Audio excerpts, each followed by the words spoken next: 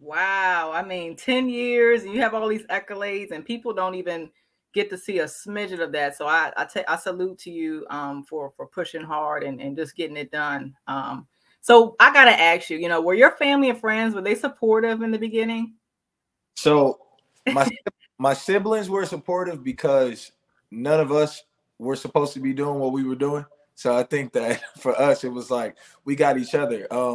My parents not so much. I grew up in a strict Christian household, like born and raised in the Kojic church. And so my mother, who is still a district evangelist to this day, if you know anything about just those households, like we couldn't do secular music at all. I couldn't watch the videos. I couldn't listen. So I had like a lady, Jacqueline Sims, who became my godmother over in Watts, where I grew up, and my mother kind of delegated her as the one to be able to take me to do, all of the things that were outside of the church, because she was the one that introduced me, to the professional world of entertainment. She saw something in me early on, like in the projects, and was like, "I have some friends I want to introduce you to, who owned a professional studio." She was like, I think it's something uh, that you should look into, like, beyond just this environment. And so once I started getting involved in that, my mother kind of left it up to her to be the one to kind of take me around and work with me in that space. And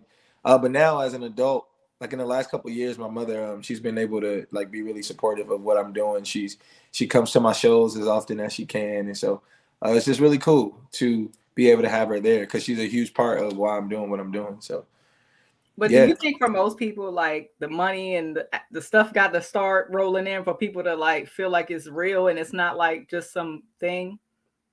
I think that can be the case with some family.